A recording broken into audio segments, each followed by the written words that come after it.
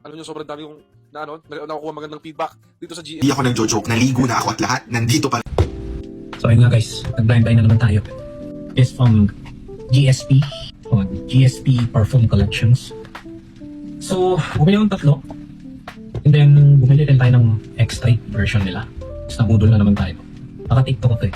So, tara, tingnan natin kung may bubugo na ito. Itong GSP is on the lower price point. No? Sobrang mura nila sin. Parang 160 for 85 ml bottle. Sobrang mura naman guys. Pero syempre, tignan muna natin yung quality. Sabi nila from Paris daw yung ginamit na oils dito sa mga to. Hindi ko alam kung may bearing ba yun. And makikita natin yan.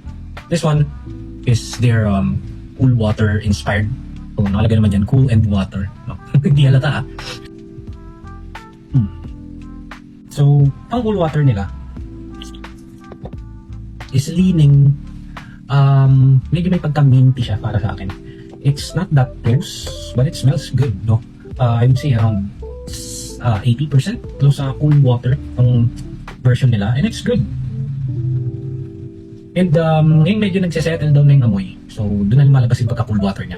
I mean, ito lang naman talaga issue ko usually sa mga inspired perfumes ng cool water is hindi na nila nakukuha yung opening, but yan, ang importante sa cool water guys is yung dry down.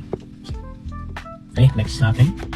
This is Chill Sport. Inspired siya ng RL Polo Sport, no? So, test natin. Okay. Okay, I really love their take dito, no? Very minty siya. Hindi siya ganun ka-sweet kasi may mga na-try on before na Polo Sport medyo leaning sa medyo sweet leaning pero fresh pa rin naman. Pero ito, slight na lang yung pagka-sweet niya. Tapos, sobrang price ko na itong version nila. I would rate this about 8.5 out of 10. Ganda na ito. Very perfect sa weather natin. So next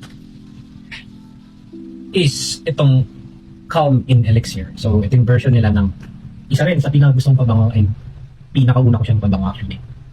Calm in Elixir. Version nila ng Your Sauvage Elixir.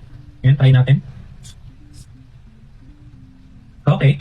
Ito yung nakuha guys. Ito yung nakuha. Nakuha nila to. Yeah. I know the scent because I have the OG here. Yeah, kuha. For the price point of 162, nakuha mo yung ganong scent. Not bad. May bubuga to guys. May bubuga tong GSP. Yeah, hindi ako na-disappoint. For a price point ng 162 ha. Pero when it comes to performance, syempre hindi ko pa rin naman masabi. So, most likely gagawa ko uli ako ng vid about GSP, no? Pero syempre, meron pa tayong dalawang natitira.